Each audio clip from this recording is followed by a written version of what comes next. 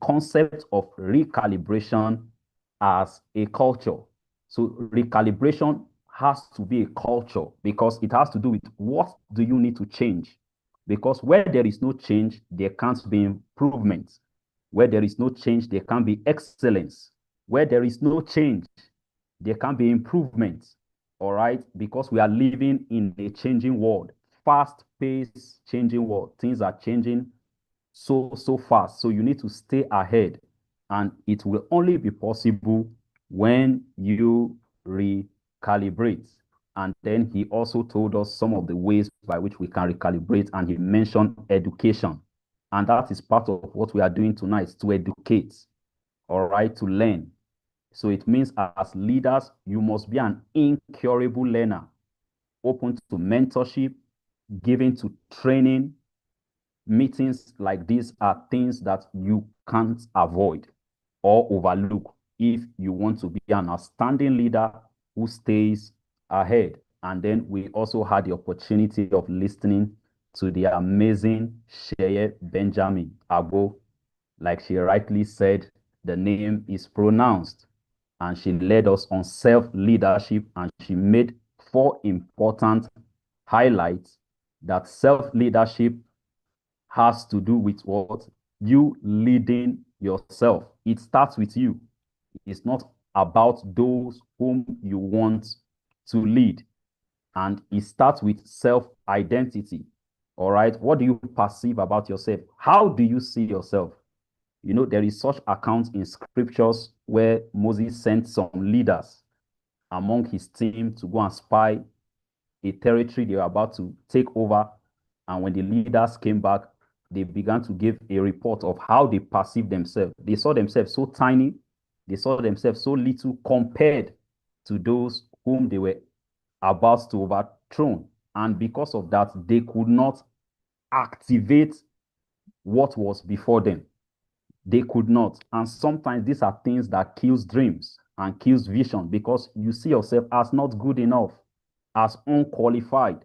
So it's important that you perceive yourself rightly, that you are a leader with loaded potentials, with loaded abilities. And just like Samnea said, that you are like that caterpillar that need to metamorphosize.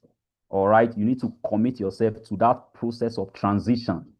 And as you do that, you discover that there is a lot embedded inside of you. And then she also went further to let us know that self-leadership has to do with self-control.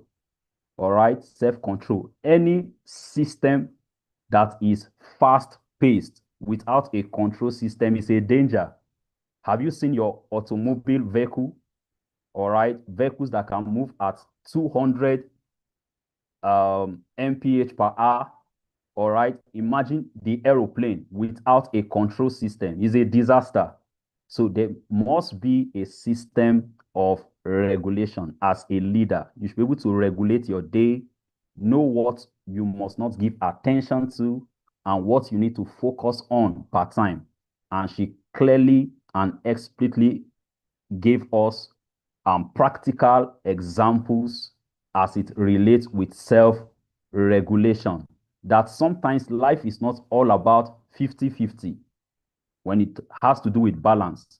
It's just understanding times and season to know what need more attention compared to the other. So sometimes you are not giving 50-50 attention to things. Sometimes some may demand 70 and some may just demand 30. All right. And then she went on to let us know that as a leader, the level of your self leadership will also reflect in your level of success. The level of your self leadership will reflect in your level of what? Of success. So those are the brief recap. For want of time, we'll be stopping here so that we can go ahead with our tonight's session because we have another amazing guest in our midst tonight who will be leading us on another important conversation tonight in person of Jimi Olopade. He's the speaker for tonight, and I'm just going to briefly read his profile to us as we brace ourselves and get ready for another amazing session. I would like you to get your pen ready, your jotters ready, your notes ready, and let your mind and your network be focused on tonight's speaker. All right, Jimi Olopade is a seasoned and passionate speaker who is committed to positive changes, empowering individuals, and engendering hope and light in the world around him. As the founder and president of Beacon Center, Jimi leads a dynamic community of upwardly mobile individuals who are focused on growth and who exude resilience with a shared vision of a brighter future. Jimi has worked in both the public and private sectors, harnessing human and media resources. PJ, as he is fondly called, chairs the board of Box 18 Media, one of Africa's finest event technical service providers, offering innovative multimedia, lighting, and special effect solution.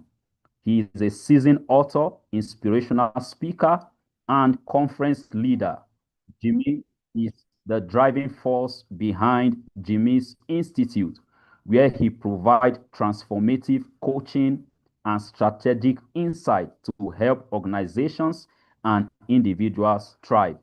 He shares his journey with his beloved wife, Tommy, and together they are the proud parents. All right, tonight with your clapping emoji and warm welcome, can we receive our speaker for tonight in person of Jimi Olopade? Can you please go ahead and let's have that warm welcome for our dear speaker? All right, he's already here with us as he's fondly called PJ. Sir, we are so glad to have you join us tonight, and we Thank are so, you. so Thank you for having ready me. for every information and package you have for us Thank you for tonight. having me. Thank you so much. The floor is yours, sir. Thank you for having me. Good evening, everybody. Good evening, wherever you're watching around the world. I'm so privileged to be here tonight. Thank you so much to the Young Leaders Forum for the privilege. And also a very big thank you to Pastor Tunji Adeboyejo for the privilege. I also want to say thank you for the good work you are doing and the consistency that comes with the work that you're doing. I've known you now, it's been a while, close to 15 years, if not more than, and you have exuded nothing but consistency in all that you do, particularly when it comes to helping young people harness their potential, their resources, and becoming their best. I mean, from pastoring to being an author to facilitating training programs, you have been nothing short of a worthy model of leading yourself and also leading other people. And I'm so glad to be associated with you. I pray the Lord continue to strengthen you, bless you, increase you, and favor you and your family. Thank you so much for the privilege. All right. I was privileged to also listen to some of the short moments yesterday from Pastor Sam Nair and Pastor Shea. Profound thought shared by wonderful speakers, both of them. I respect them so much. And I want to say very big thank you for pouring out of, yourself to the people here. Tonight, we'll take it further. We'll take it further. And I promise not to take too much of time and keep the time. By the way, if you will indulge me, I would just like to speak for, if possible, less than 30 minutes, even though I've been given 45 minutes. And then we can dedicate more time to questions. I believe so much that questions are answers. I believe so much that questions are answers. If you ask questions, you will get answers. When I prepare to speak, for example, I'm coming to pour out what I think. But when you ask questions and I answer them, I am, there's something we call build to order. All right.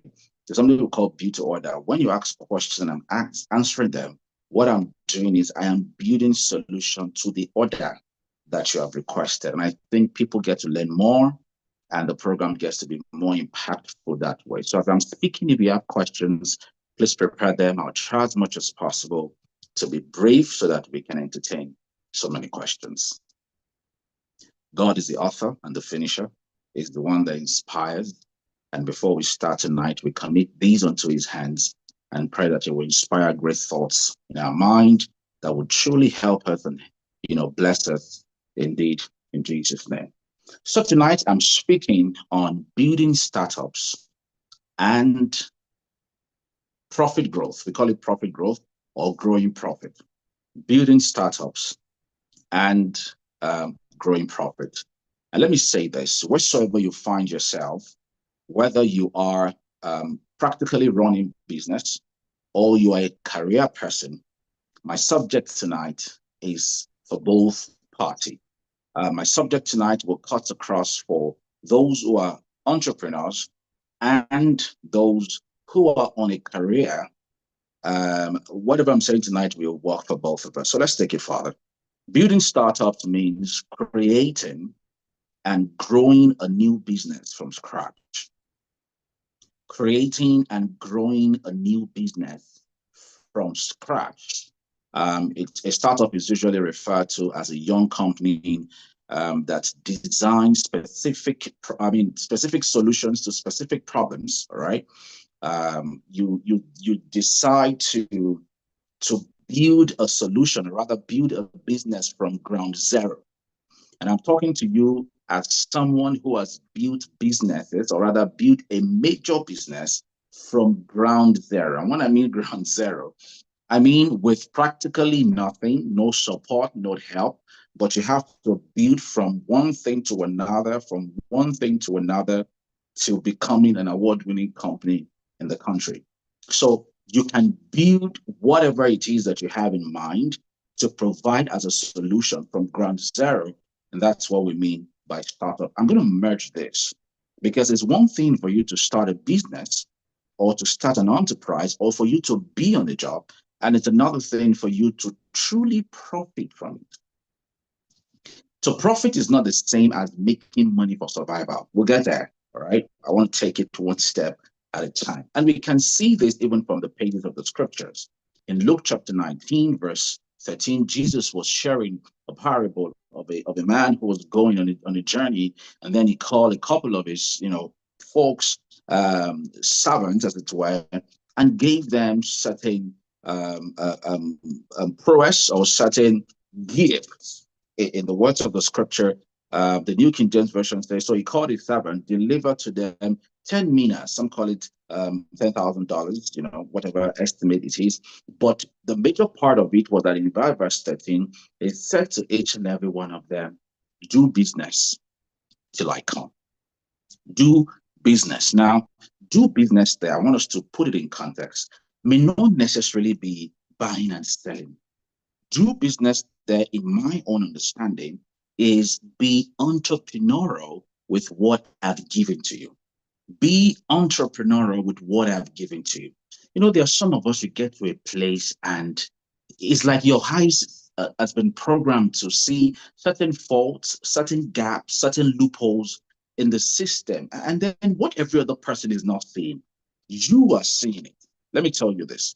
Some of the reasons, or rather one of the reasons why your eyes is programmed to see some of those things is because in your personality, your innate potential is that you have been built to be a solution provider. That's it. You have been built to be a solution provider. God gave you that ability. So what is 10 minas in that Luke 19:13 for some of us is our own gift that was given to us in that context is your ability to spot gaps and loopholes when you work with organization. For some of us, is your ability to give perspective that every other person in the boardroom or that are sitting on the table aren't seeing.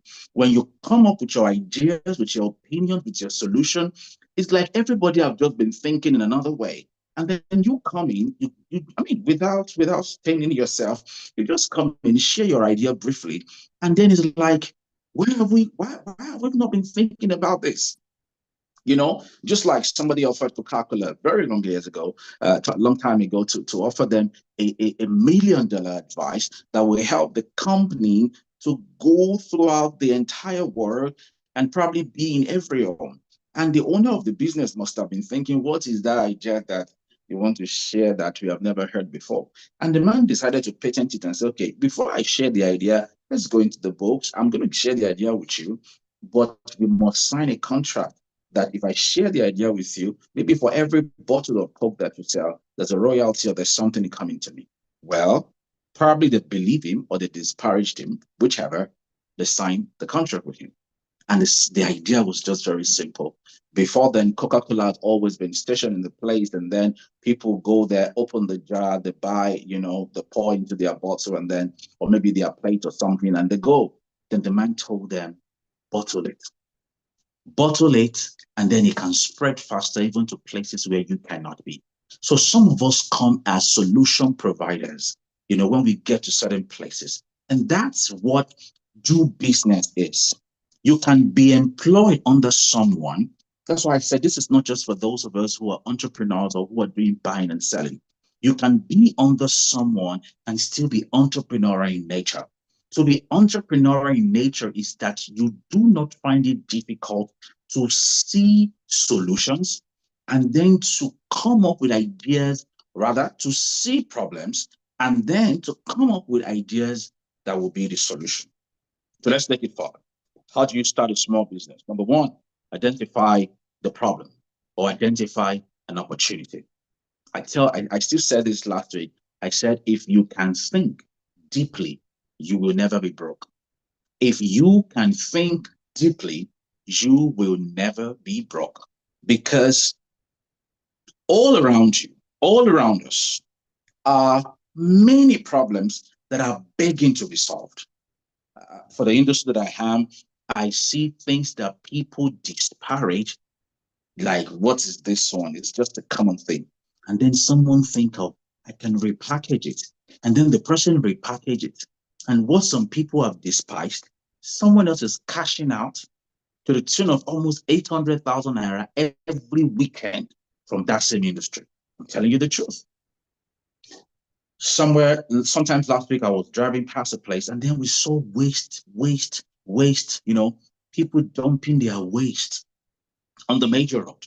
It is a bad idea. Government should probably have provided them with a big, a cabin or something where they can be dumping it, and then the waste disposal people can come and pick it.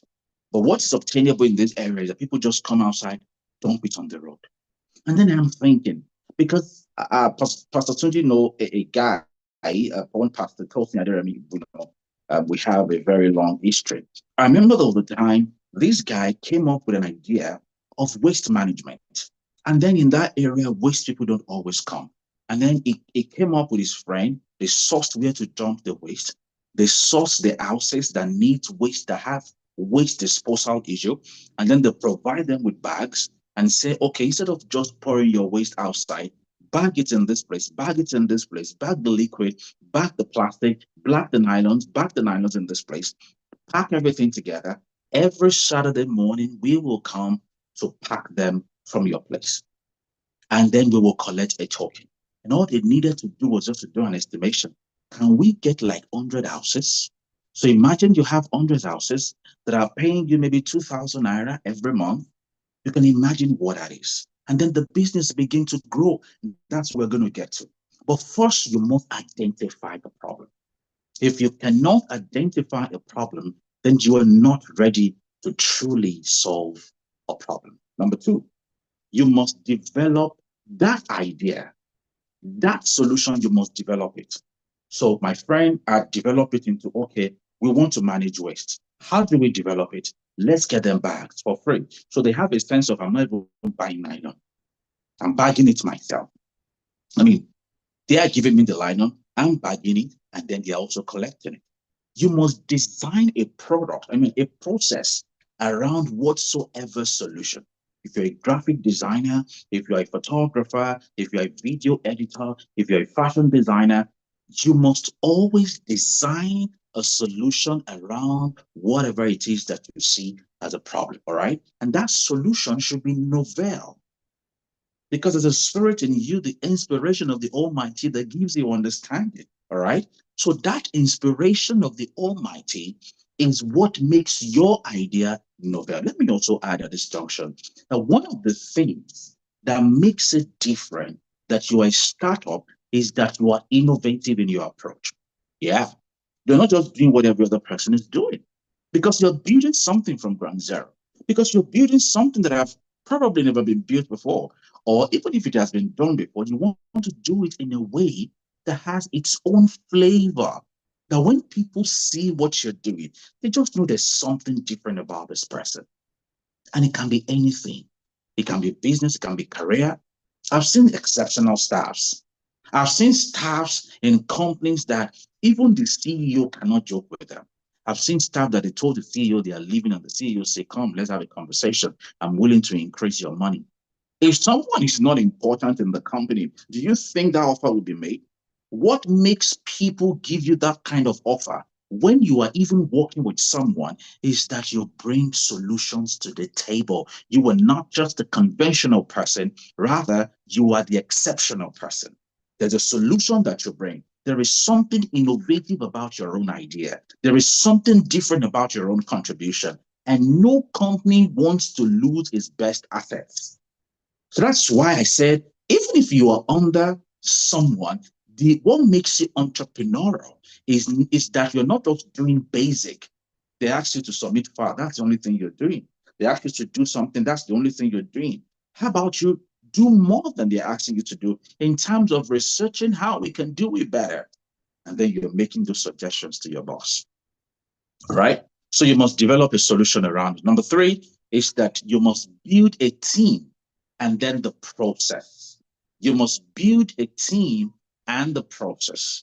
You must, I remember, I used to be in a particular state in Nigeria. And at the time, there was a need for me to move to another state. And there is need because of the demand and let me just put that because of the customer demand was higher, of course. I needed to build a solid team because sometimes the team that worked with you in the previous place may not just be competent to work with you in the future, except they are teachable and also ready. So you must build a team. So I needed to build a team and then a process. I remember then I was in Lagos. My major team guys were in Ibadan. We just moved from Ekiti. Guess what? I was always traveling from Lagos to Ibadan almost every Monday. To do what? To train. Just like Pastor Sam there was saying, to train and to build a culture. We call it our corporate culture. I work with an HR company, one of the finest in the country, for almost a year and a half. So I understand what that was. And then when the time came, I was always traveling every Monday to do majorly training, 4 hours training, 6 hours training, 2 hours training. And it wasn't just training about our job. Some of them were training on values. Some of them were training on customer loyalty and customer, impression. Because I've come to realize that it is much more cheaper to keep existing customer than to get new ones. Let me say that again. It is much more cheaper to keep existing customer with your customer loyalty programs than to start scheming and getting new ones. So you don't want to lose the people that you have. Best, you had more. Best case scenario, you had more to the people that you have. So you must ensure that you build a team and then you build a process around your business. And before I move to the next thing, I'll say this one lastly. After you've done all of that, then it's time to get to work. As in, get to work. Get to work. Get to work, not just talk, not just plan, not just design. Listen, guys, I can be so free with you also because of Pastor Tunji. I know people that we grew together, and I have seen how The wheat, let me put it that way, is always separated from the shaft in this real world. Is that real world don't really listen to people who talk. Talk is cheap, really, particularly when it's not backed with action. Talk is cheap, particularly when it's not backed with results. You can have the best of ideas, you can have the best of solution, you can have the best of innovation. If you don't work it, nothing is going to work. So at the startup, just know, and let me say this, you have to be the foreman of that work in the process. Don't just design the idea, design the solution, and then at the very beginning you leave it or you hand it over to people to go work it. No, it doesn't work that way. At least for some season of that operation, you got to sit on it yourself and work it. Let them see that even our boss is at work, even our boss is at working. You can't just sit down and expect people to do what you don't expect. Be on the scene yourself. Be the one walking the walk. Let them see that, oh, this is the zeal, this is the passion that is exuded or excited. Though this, I mean, like in this way in our company. All right. So you must get to work. Now, having developed the idea, having spotted the problem, developed the solution, developed the team and the process or the operation, and then you are getting to work, I can guarantee you that at that point you move to that dimension of profit growth. And let me say this can work anywhere, whether it's business, even family. If you're a young person, you're trying to start a family, I can use these all four things that I've spoken to you about tonight to tell you how it can work as it relates to your family. Proverbs 24, the Bible says a house is built by wise planning. That's sitting down, coming up with a solution, identifying the problem. It says it becomes strong through knowledge. That's knowledge of building the team, the know-how, the team that understands the know-how. And it says it profits wonderfully by keeping abreast of the fact that is working it. Do you get what I'm saying now? Product 24:3. So whether it's ministry or family or business, these principles are applicable. And you know what? Principles governs life. I'm telling you the truth. Principles governs life. That's the way it works. Principle governs life. And if you can take your time, if you can truly take your time to work these things, you would then migrate into that level of profit growth.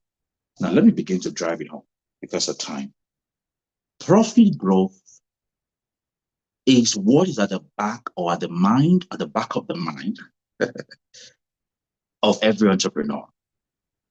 At any level, whatever you're selling, you want to make profit. But let me say this, it's one thing for you to make profit, it's another thing for you to grow profit. You can make profit and not grow profit. That's where you see that people are working, they are earning, but they are still struggling. The level at which you grow profit is the level at which you are not just making money, you are making money, you are footing your bills, and then you are having something left after all the bills are sorted. By the way, it also comes in dimension. There's a level that what you have left is also small. There's a level that what you have left is an investment for somebody else's life. So the level at which you get to that profit growth, dimension is the level at which I believe every entrepreneur wants to get to, but you don't just arrive there. For example, if you truly want to get to an increased level of profit growth, then it will require a lot of scaling up. So I'm not too sure of the demography of the people I'm talking to, but I can be rest assured as well that there are some of you who the first four things I've shared, that's where you are. Please pick it. And I know that the next four things I'm going to share, which is where I'm going to wrap up, for some of you, that's where you are. For you, you have started, but you are that dimension where you need to grow profit because you don't just want to have money to foot bills only. You want to have money so that your foot bills, you have sort your bills, sort the company bills, and you still have something in reserve. And what happens at that level? The first thing you do is you must be thinking scaling up. Do you get what I'm saying? You must be thinking scaling up. How do you scale up? Or rather, what is scale up? To scale up is you are deliberately growing the business, you are reaching more customers, and then you are expanding the operation. You always get there. And let me say this, there is no level you are in business that you will not always need to scale up. As a businessman myself, I have had to do scaling up twice this year. And my industry is a capital intensive industry. So when I say scaling up, it's a lot of investment into technology and into equipment. Sometimes I was still telling some of our staff last week, I said, this gadget, I think we need to phase them out. I was even in church. I said to some of our guys, I said, this equipment, let's phase them out and let's scale up. Just 2 days ago, we still moves on scaling up. The reason we scale up is always because we want more. And even for a family, there are always moments of scaling up. Maybe you start a family with a room apartment with your wife, and then you're thinking, oh, baby's coming, let's get a 2-bedroom apartment, or let's get a place that gives us more room for expansion. That's scaling up. Scaling up is you are growing the business or the initiative. You are reaching more people, more customers, and then you're also expanding your operation. I know people who are into the event industry, for example, let's assume you are a caterer, and the only thing you can do when you start is you can only serve a birthday. But the level at which I am right now, I know a lot of my colleagues, they are not just doing one job on one weekend. One weekend now, some of them have 5 jobs. This August has been like December for some of us. I'm serious. One weekend, 5 states, 4 states. You cannot get to that level if you don't scale up. You cannot get to that level if you don't expand your capacity and increase what you can take. So that's why I say it is the higher you go sometimes, the tougher it becomes, but eventually the easier you will experience. So let me share just 3 things with you so that you can ask questions, all right? That if you are intending to scale up, scaling up is not a point of rest. By the way, the first thing I would say it's a point of reinvesting your profit. Unfortunately, I'm talking about profit growth. You would have thought I'm thinking, or rather, I should be talking about saving some money. Excuse me.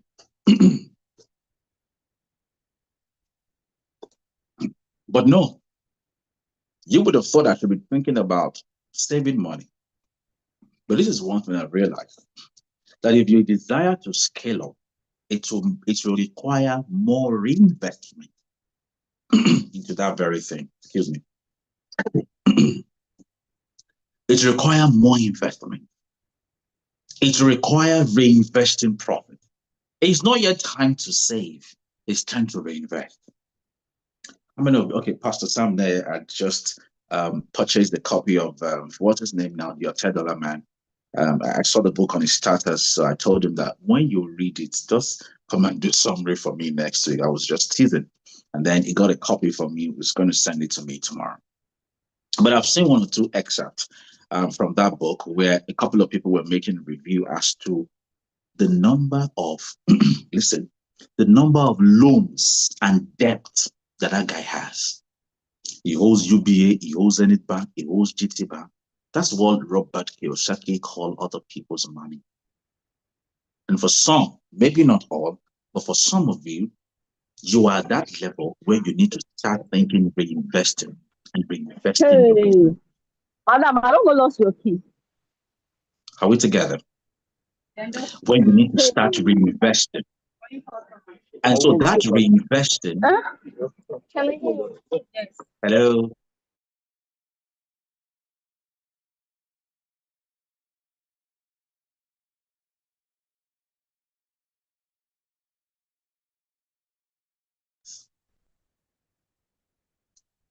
Can I go on, please? Yes, sir. Sorry, sir. All right, great. So what was I saying? I was talking about reinvesting profit. Instead of keeping profit to yourself, sometimes you just reinvest it. That's how you scale up. And this is it. One of my friends used to say this. Okay, so like I said earlier, some of us started the business by buying 1, 2, 3, 4 with our 50,000, 100,000, 200,000. But in the same industry, we knew people who took 200 million to China. We knew people I know a particular guy whose dad was a chief executive of a state. And then the dad gave him about 250 million. I knew somebody who just took almost 80 million about 7, 8 years ago to China to buy equipment. We can't have the same result. You don't understand? If someone invests 80 million and I'm investing 80,000, the difference will be clear. And I'm not disparaging you that you're investing 80,000, but you need to understand that the more you put in, the more you get out, particularly when you are doing the earlier first thing very well. The more you put in, the more you get out. And that's how you grow profit. So it's not just yet time to be saving, and except you're saving to eventually reinvest. But to just keep your money with the bank, the hotel dollars are collecting it and they are using it. Let me share 2 more things and I will give you the opportunity to ask questions. Number 2, you need to optimize operations. You need to optimize operation. You need to optimize operation. Like I said the other time, as you're thinking scaling up your business, for example, let's say you supply confectionaries to a particular school. And what you do is that you just supply like 50 every day. And then let me even say this. The moment you start getting closer to your highest sales record, start thinking expansion. I can say that again. The closer you start getting to your highest sales record, start thinking expansion. So if on a good day, okay, so one of my lady was talking to me the other day and said, "Oh, Papa, the business has been good, and then we do." I think she was saying to do like 7 million monthly from their restaurant, and from their restaurant, and then she was like, "We feel so good." I said, so I told her, I said, "What did you do 3 months ago?" She said, "We did about 6.5. So what did you do last month?" She did about 7 million. I said, what are you doing this month?" She said, "We're doing about 7.2. I said, "You see, that margin is talking to you that you can stay in this place for a very long time, except you are ready to scale up. And then you now start thinking expansion, because that same 7 million is what somebody's making in a day or in a week. So if you're thinking expansion truly, once you start getting to your cap, and once your cap become a regular occurrence, you're thinking expansion. This weekend, I have a couple of guys working, and then I was having a conversation with them on Wednesday, and I'm like, let's do this this weekend, unlike what we would have done before, so that we can create room and challenge ourselves to do more. That's what I'm trying to say. In an attempt to grow your profit, the first thing you should be thinking about is scaling up. And even if you are under someone's employment, let me give you one of the best ways you can scale up. If you're under because everybody's not going to be an entrepreneur, right? If you're under someone's employment, one of the easiest way for you to scale up is to give solution blueprints or creative ideas for the growth of the organization. That's one of the easiest way you can scale up. What do I mean by that? The moment you start providing solution, optimal solution, that you're giving ideas, creative ideas to your leaders, they don't want to lose you. They are thinking of increasing your pay. Do you get what I'm saying? I mean, last year, there are about 2 of my staff or 3 of my staff that it was just normal for me to consider pay rise for them. I did pay rise 3 times. I've done it twice this year, and I'm still going to do it 1 more time. Why? Because they bring solutions to the table. When you bring solutions to the table, even when you're under someone's employment, they are thinking of increasing what's coming to you. And that's what we call profit growth. So optimize operation. I've talked about expanding your market reach earlier. And then I've talked about building a strong team. I think the last thing I would just say here is introduce new product or diversify. Is one of the easiest way to also scale up. Introduce new products. And again, this can be applied anywhere, even if it's ministry. Yes, even if you're a pastor, have creative ideas around your services. There's a way it just makes things go up and scale up. For example, in our church, the month of August, the month of July is always two services. The first service is always business and leadership school. In the month of August, we call it August praise, sorry. And it's different kind of praise service, from Thanksgiving service to hymn now services. The entire service is hymn, so just singing hymns. All right. And then the third one is an African traditional praise. Last week Sunday, because we have 5 Sundays in this month, it was health. We had a doctor in the house. Each of these services had seekers, people who are seeking that kind of solution.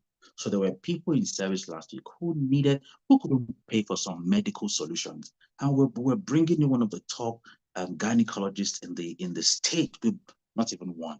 There were adjudged to be. There were 2 of them. We brought one of them to church, and so when it was Q&A time, people were just asking all sort of questions. People that couldn't have paid for that kind of service when they go to meeting. And of course, the last Sunday is variety. So I'm saying, even in ministry, these things are applicable. And then you have so many new people coming. If you have a proper retainership structure, you can be rest assured that you have more people coming in. And if it were business, it will say more customers, more money. Do you get what I'm saying? So I've spoken to you tonight about starting up a business and then growing the business to the level where you're not just making money to offset your bills, but you're also growing the profit. And like I said, lastly, if you are able to not only talk about these things, but not just know it, because the blessing is not just in those who listen or hear, it's in those who do the word. And if you do the word, definitely you're rest assured that it's just a matter of time. Your profiting will be evident for all to see. Hope you're blessed tonight. I'm willing and ready to take your questions now. Thank you so much for your time. God bless you. Wow, wow, wow, wow, wow, wow. That's so amazing. Thank you so much, PJ. We celebrate the time given to dish out this amazing insight on startup and how to scale up. Please, audience, can we show our appreciation on the chat box? All right, let's keep the emojis coming in. That was indeed amazing. We truly appreciate the time. All right, without wasting much time, let's quickly move on to the questions session of the meeting tonight. As our speaker has rightly said, that those questions will help him to be able to navigate whatever he is going to share to be more personal and precise for us, so that it will be personal take home for each and every one of us. So let's have the questions from the chat box. You can share your question via the chat box, all right? And I will take them one after the other. Those linking up with us on YouTube, please kindly also send in your questions so that our speaker can kindly respond to them. All right, I'll be reading the first question, sir. The first question says, how do you test whether your idea is practical and valuable without spending too much time or money, sir? One of the easiest way you can do that is to offer free service. At the beginning, offer free services and get true feedbacks. Because sometimes you don't just go straight to wanting to make money, particularly if you're a startup. So I'm going to suggest, I did it several times. I offer free services. I used to do voiceover. The first voiceover I did was obituary voiceover, and they paid me 500 naira. So sometimes you must be willing to do free services. And you see, when you're good, it's just a matter of time. You're laughing at me now, but I made my money. Now, if I want to do one voiceover for you now, if you have money, fine. If you don't have money, bye-bye. But you see, that's just in a lighter mode. But what I'm saying is that when you do those things freely and you get true feedback, it helps you to know whether you're doing well or not. If you will spend money because research, I mean, in a proper corporate word, we call it research and development. R&D, budgetary allocation for R&D is so much in proper organization, and you must have budget for it. People just want to launch out, start business, and start making money. It's not bad, but it's not always like that. So you will make some losses, but you can also, and maybe another way you can also do that is leverage on the experiences of those who have gone ahead by interning with them. All right. If you intern, let's assume you are a cake person now, and then instead of wasting money buying flour, doing try and error, you can go and intern with an established cake company and stay with them for 3 months. You will learn the ropes. You will see the proportioning, the portioning. You want to, you will see a lot. And then it can save you a lot of stress. So you can do free services, get feedback, or you can go and intern with those who are truly good. And then you will learn the ropes quickly on pricing, on operations, on logistics. I've seen people, who wants to do business and then they just launch, not counting the cost. Okay, I said I'm going to take it personal. For example, and I'm being sincere with you, in the last 4 weeks, what I've spent on transportation every weekend is over 2.5 million. There was a particular weekend that I spent almost 1.1 million on transport, just renting logistics cars about 3 weeks ago. If I didn't know that, and I just go and collect job and then I'm not factoring in logistics, do you know how much that will cost me? And of course, you never can tell. Wear and tear will happen. I had a car traveling last week, and then when the car had been working fine without developing any fault for the past 3 months or 4 months, and then it traveled and then it developed a little fault. Then they told me that what we're going to buy for it is over 500,000. But I have to pay for it if I have to get the car back on the road. So when you learn under someone, you will see all these things firsthand, and it helps you to build the necessary shock absorber for where you're going. So 2 things I'm going to advise: do free services, get proper feedback before you launch out, or go under someone, intern with them, learn all the ropes, and then you will arm yourself with basic knowledge. That doesn't mean you will still have your losses, but at least you are safer. All right. All right. Thank you so much, sir. Thank you for that very precise and concise response. I hope the one person who asked the question, Victory, you are taking note. The second question, sir, is what is that one guiding principle do you believe every entrepreneur should hold on to, sir? I come again. What is that one guiding principle that you believe every entrepreneur should hold on to, sir? Just one guiding I'll principle. just say be true to yourself, be truthful with yourself, and be true to yourself. Be truthful with yourself and be true to yourself. Don't mind. You see, there's a lot of lies online, facade, people who are not doing well, creating an impression that they're on top of the world. Don't join that race. Be truthful to yourself. This is my worth. This is my ability. This is my capacity. Deal with your reality. Grow at your pace. Don't rush things. Learn the ropes, and God will help you. So be truthful to yourself and be truthful to yourself. All right. I think that will be one thing I'll share with you. All right. Thank you so much, sir. That's profound. Another question goes thus: if I have an idea of a business, how do you raise capital to feed your ideas? Practical ideas. Practical ways. There are many ways you can raise capital. Because you can switch on the AC. There are many ways you can raise capital. Friends and families, they told us, go fund me. That's on a lighter note. The easiest way to raise money, number one, is to start with yourself. Because if you don't show belief in yourself, nobody's going to show belief in you. I've seen people come around to say they need capital, and then you come to meet me, you need capital, you're wearing a wig that is about $500,000. You're not ready. Or you have a phone, iPhone 15 or iPhone 16, and you're looking for capital. You're not ready. You must be willing to start from where you are. Be the first to buy into what you say you want to do. Even I've seen people who say they want to start ministry and then they start raising funds. It doesn't work that way. You have to first of all be, so if it means you have to go and first work, raise money. If you can get money from your family and friends, blessed are thou of all men. I celebrate and rejoice with you. I mean, if you can get money from your family and friends to start a business, amazing.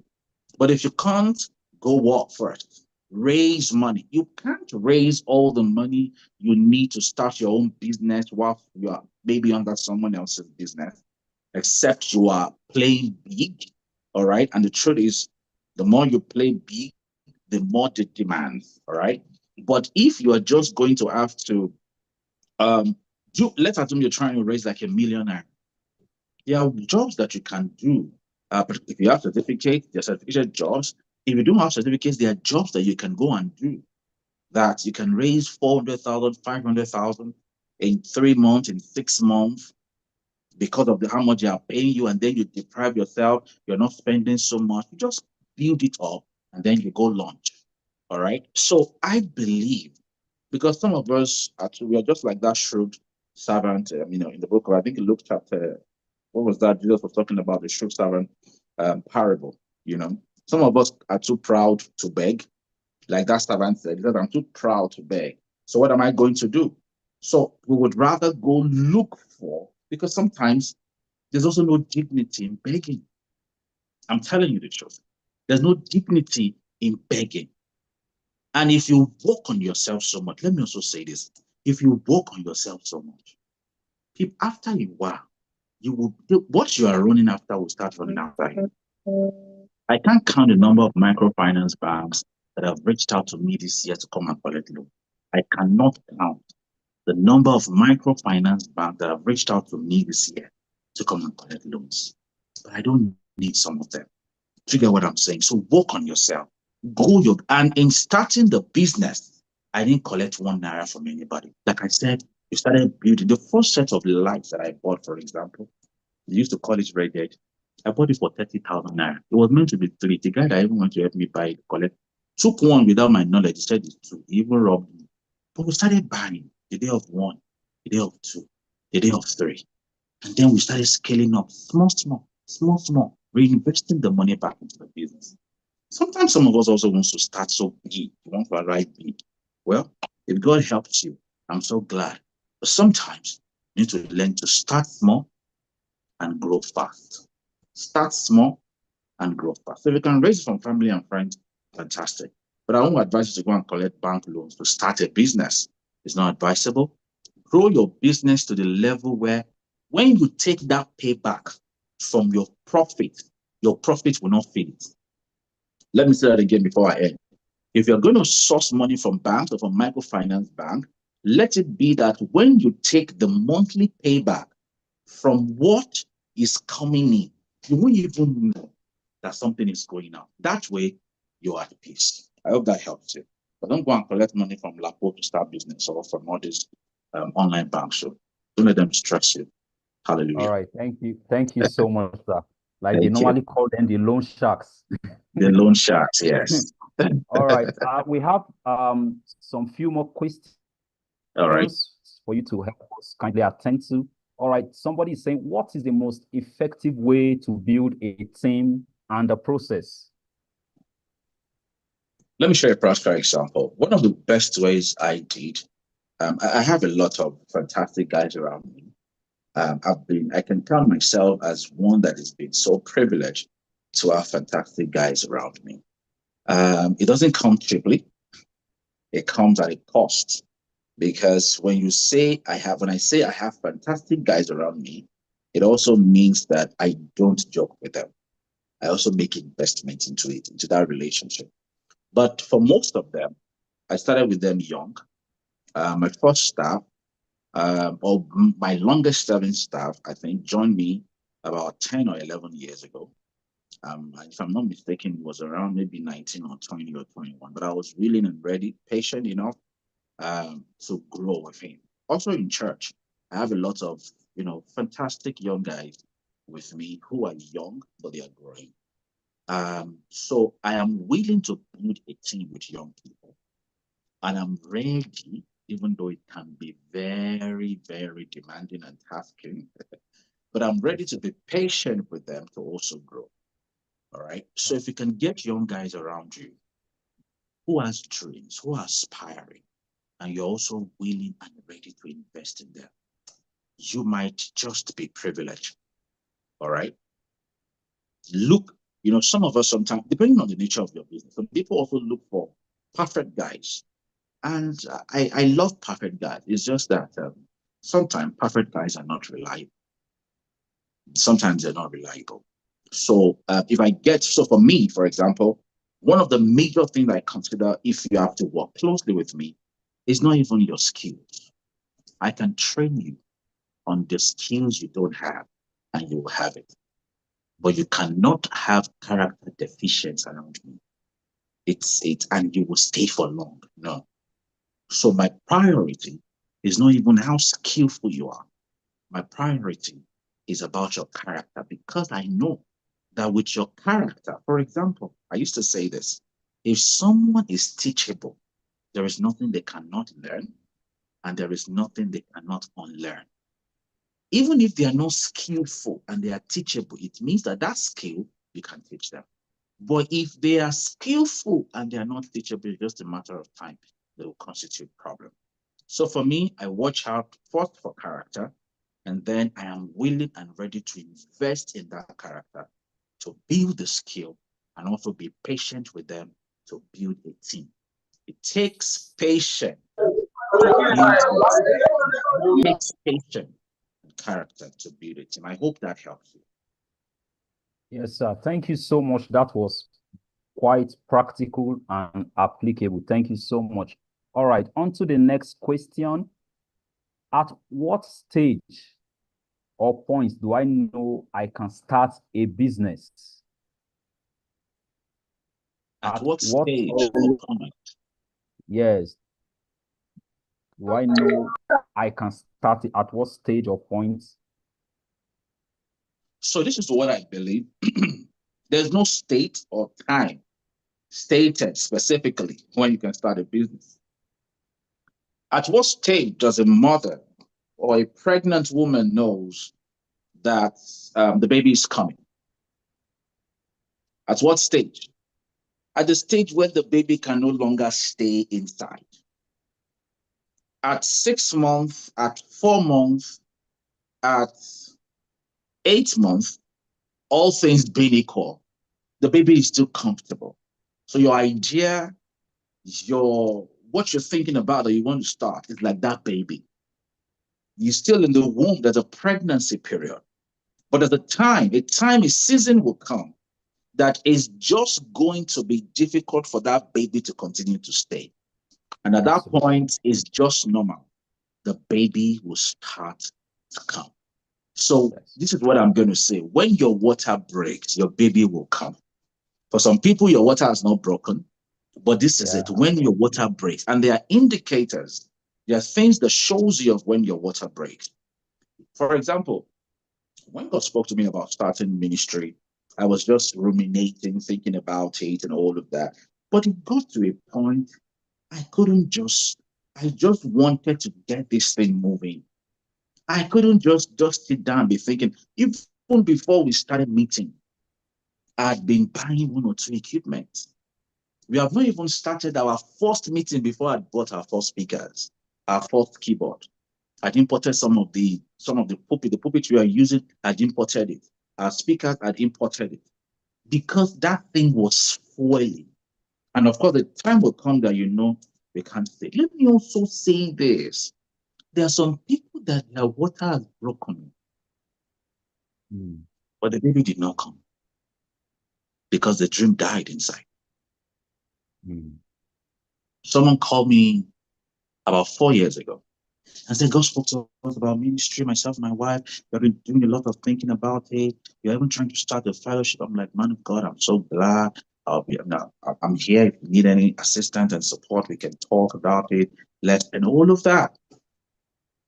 My wife still asks me, she has asked me twice this year, but what about that man that told you want to start ministry? And I'm like, he's still talking about it. Do you get what I mean? So you must also maybe be around the right people that will help you. Your Elizabeth and your Mary must connect so that the babies and Elizabeth can live because, right environment, all those things can also help you. But practically speaking, when your water breaks, the baby will come.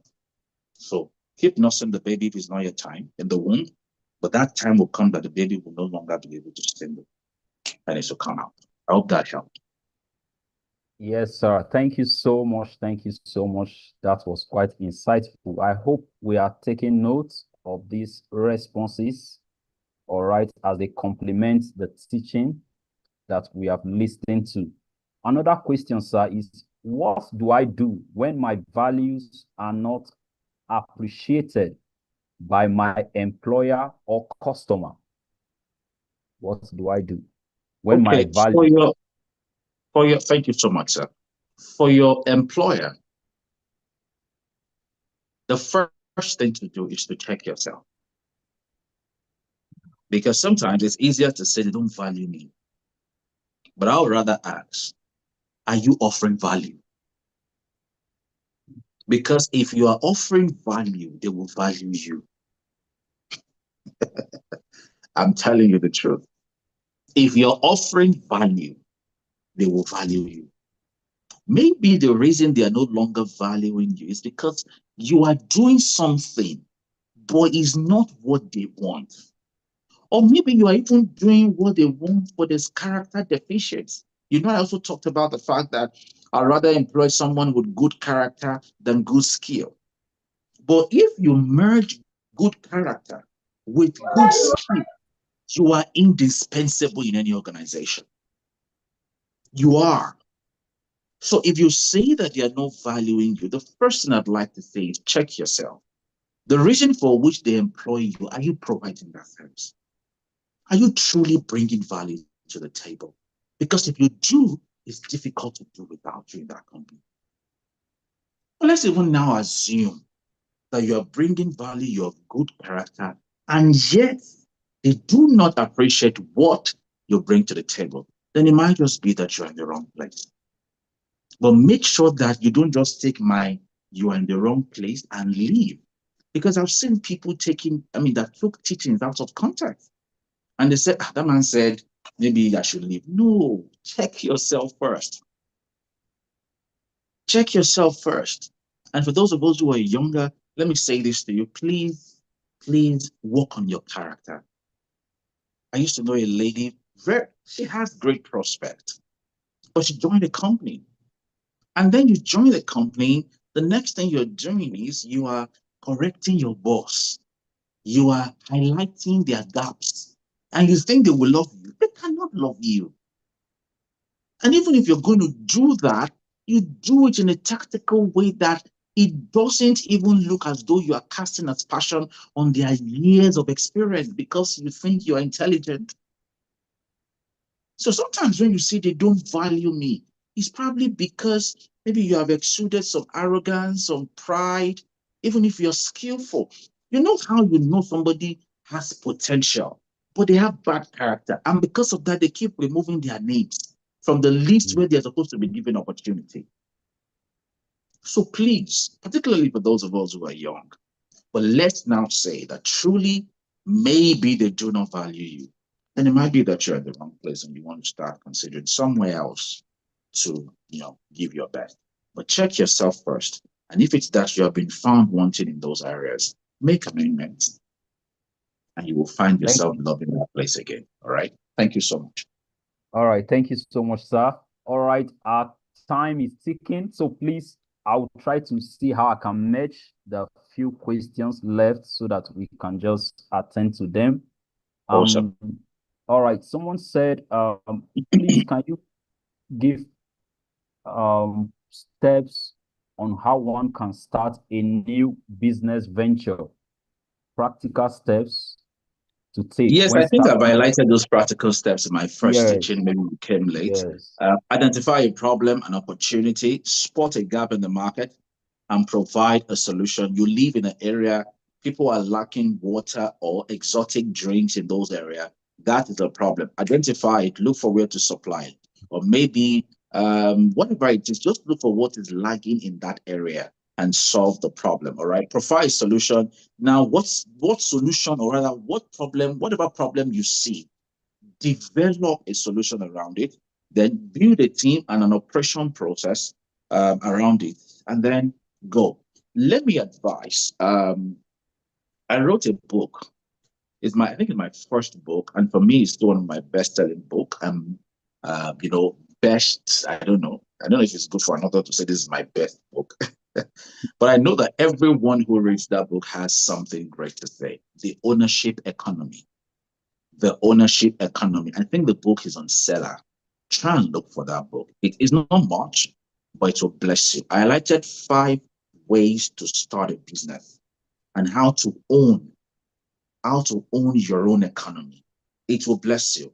And this is not even about money. If you are around, I could have given you a hard copy, but on Seller, you'll find it there. And I know that book will help the person that asked that question. So we can go forward. All right, thank you so much, sir, for that beautiful recommendation. Please take note of the title of the book, The Ownership Economy by Jimi Olopade, and see how you can get access to it. All right, the last question for tonight.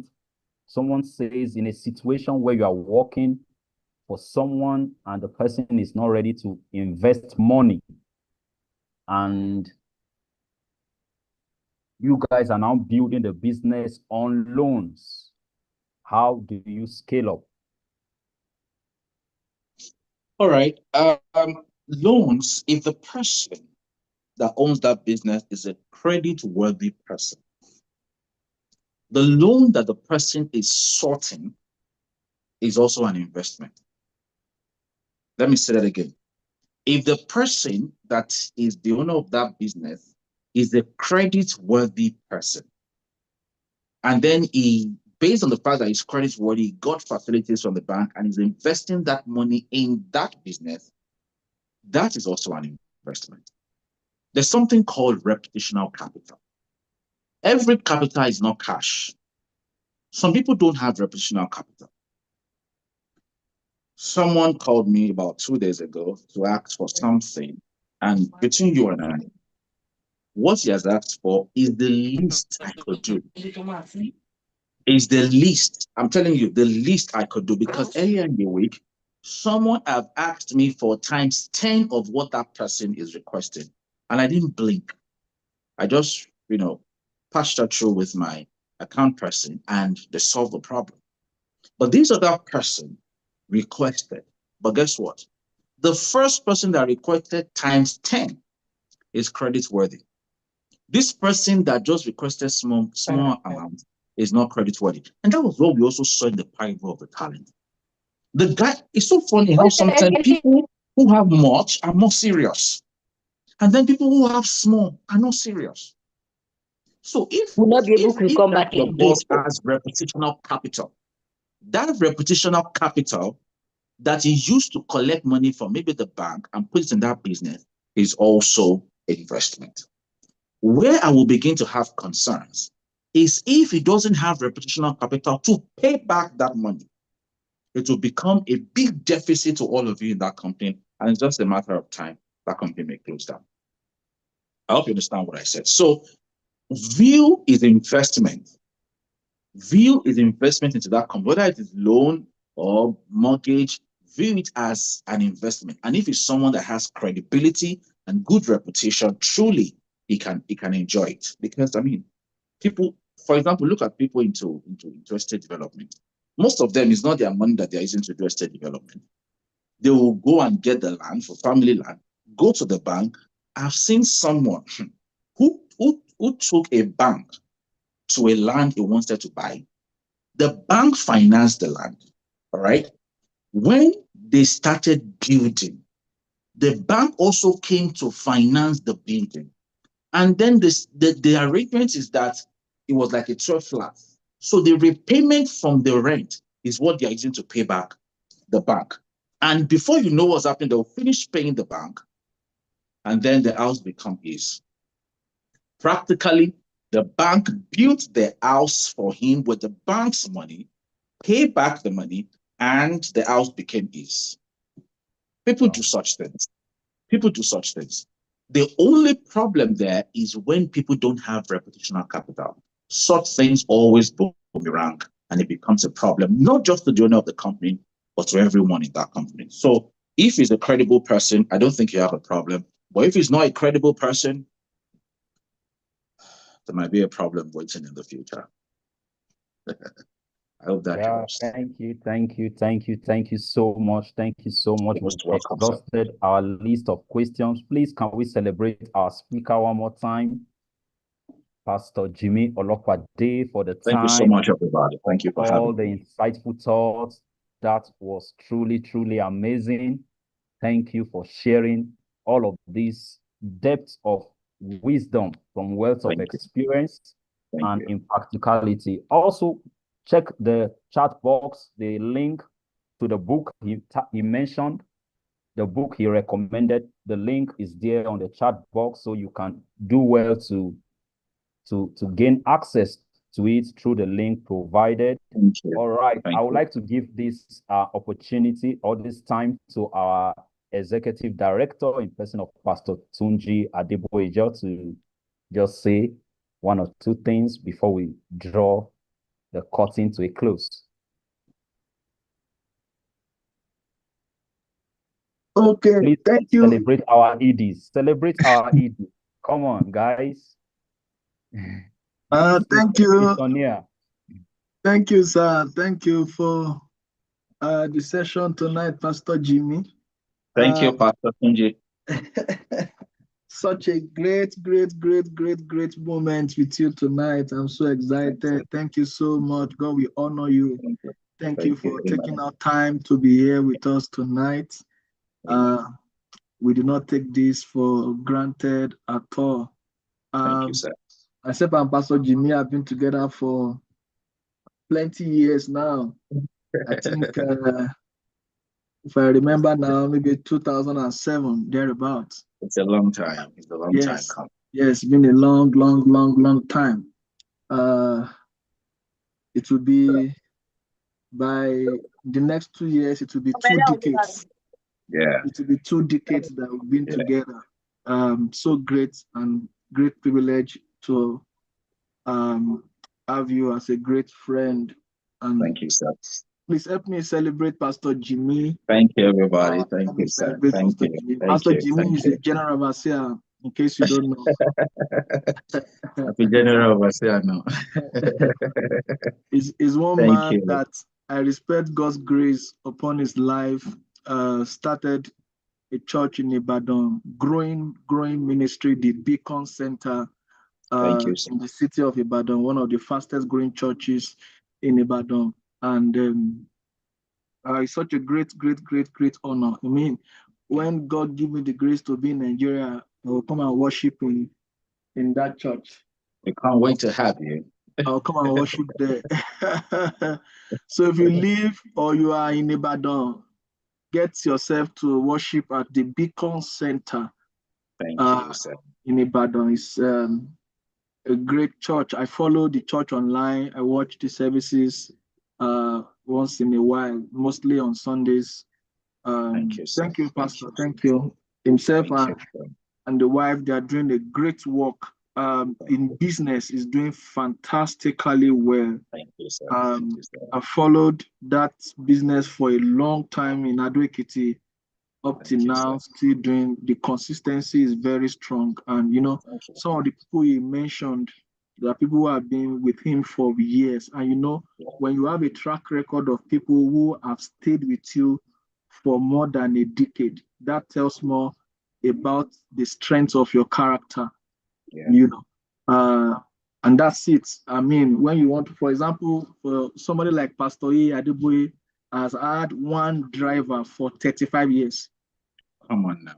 Yeah, in fact, if not more than close to 40 years now, he's had one driver, just one. And I know some leaders who had 20 in the last 5 years. Yes. Wow. So, ability to be able to manage people is one of the critical ingredients you need to succeed in business. That's true. Thank you so much for that great session tonight. Please help me celebrate Pastor Jimi once again. Thank you, everybody, for your time. Thank you. He's written about 3 or 4 books. Yes. There are about 2 coming out, or are they out? They're out already. They're on Seller too. Yes, they are out on Seller. Then there's one many years ago. He gave us the ownership economy. Yes, sir. I think the book is still we still have 1 or 2 copies left with one of our team members somewhere in Ibadan. Very powerful thoughts. And some of the things he shared tonight are in that book. And he's written a couple of other ones. I saw them yesterday. Powerful books. Just get them on Seller.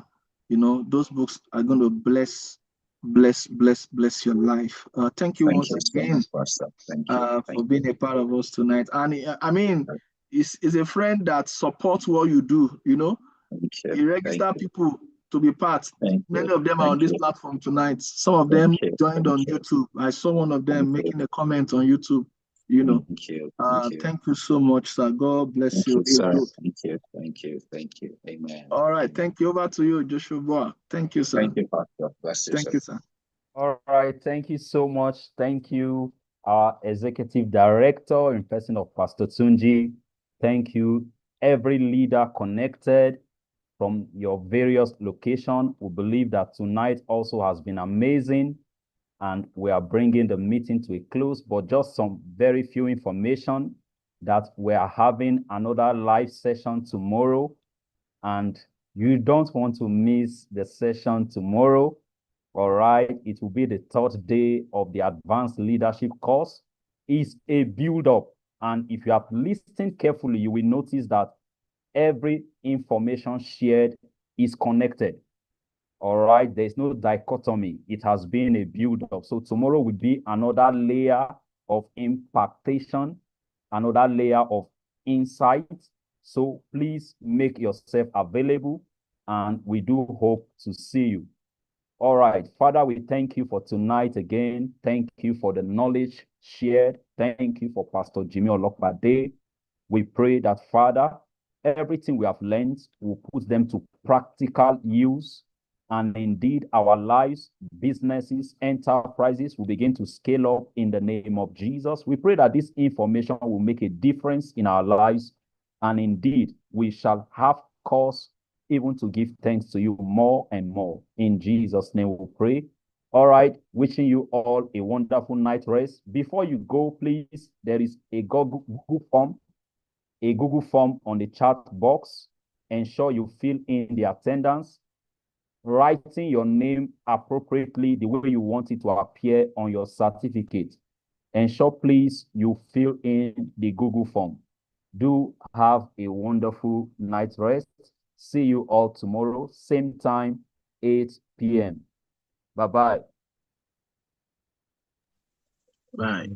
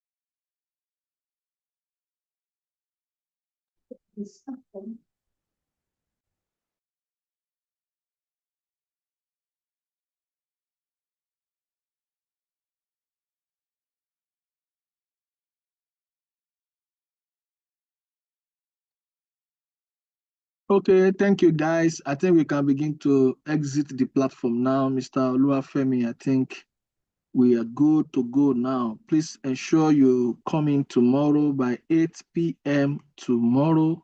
Sunday is going to be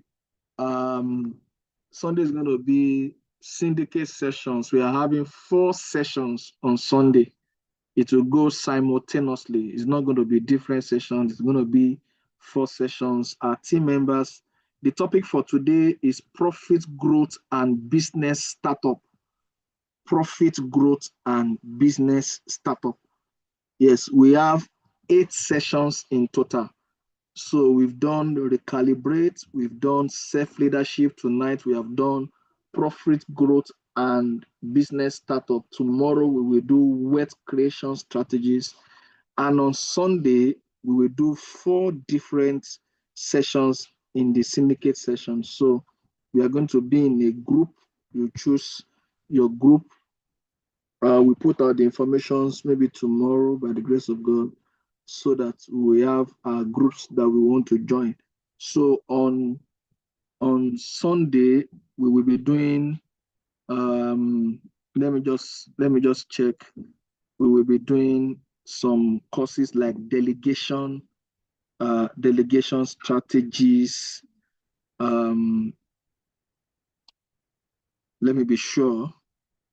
We'll be doing delegation strategies. We'll be doing team building tomorrow on Sunday. We'll be doing team building. We'll be doing delegation strategies. We'll be doing failing forward. We'll be doing becoming a leader, something like that. So four on Sunday. Don't miss out at all. And then I think by that Sunday, our certificates will be ready. If not, it will be ready during the week. Thank you for being a part of this. Some people are having network challenge tonight. You can always watch on YouTube. We will keep it open for a while you watch, but it's not going to be open. It will go private in the next few days. So ensure you get the link and watch on YouTube. You can still watch tonight's session. When we finished yesterday, I rewatched the 2 sessions, and I'm still going to rewatch the session of tonight. So tomorrow, don't miss my session, Wealth Creation Strategies. It's going to be powerful. And we trust God. Thank you once again. Have a wonderful night rest. We'll see you on the group. Thank you, Mr. Oluwafemi. Thank you, sir. Thank you, sir.